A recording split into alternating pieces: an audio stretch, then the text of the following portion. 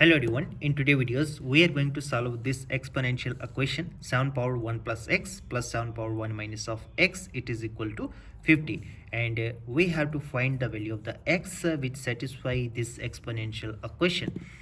Now before moving to the next step, we use an identity of algebra. A power n plus m it is equal to a power n times a power m. No, and using this identity on the left hand side of our above equation, we get this become 7 power 1 times 7 power x plus 7 power 1 times 7 power of minus of x, it is equal to 50. Now in the next step, we know that 7 power 1 it is equivalent to 7. We write it as 7 times 7 power x plus 7 times 7 power minus of x, it is equal to 50. Now in the next step, we can take out 7 from both of this term out, and we get 7 times here remaining 7 power x plus 7 power of minus of x, it is equal to 50. Now in the next step, we can write it as 7 times 7 power x plus 7 power minus of x. We can write it as 1 divided by 7 power of x, it is equal to 50. Now let us consider that 7 power of x it is equal to, we can take out as y. Let us suppose that 7 power x it is equal to y. Now in place of 7 power x, we substitute y for our simplification. Now we get 7 times here become y plus 1 divided by y, it is equal to 50. Now we can write it as 7 times we can cross multiply it as it become y times y and plus 1 divided by y, it is equal to 50. Now we can write it as 7 times y times y, it become y power 2 and plus 1, it is divided by y, it is equal to 50. Now we can write it as 7y square plus 7, and now we can cross multiply it as, and it become 50 of y. Now in the next step, on subtracting minus of 50 of y on both sides, we get minus of 50 and it become minus of 50 of y and 50 of y. Now on the right hand side, we can cancel out this 50 of y and this 50 of y because of its opposite sign. Now our left hand side will become 7 of y square minus 50 of y and plus 7, it is equal to 0. Now we can write it as 7 of y square minus it is a quadratic equation. Now we can break down its middle term. Now in order to break down its middle term, we can write it as 50 can be written as 49 of y and minus of y. Now it become 49 of y minus y, it become minus of 50 of y and plus 7, it is equal to 0. Now in the next step, we can combine this term and this term, and we can take out 7 of y out. We get 7 of y times here remaining only y and minus and here remaining only 7. 7 times 7, it become 49. Now we can take out minus of 1 out, and here remaining y minus 7, it is equal to 0.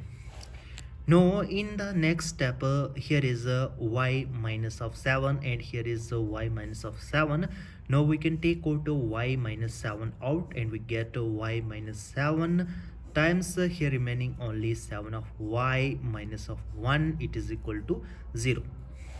Now here are the two terms. First term is y minus 7 and second term is 7 of y minus of 1.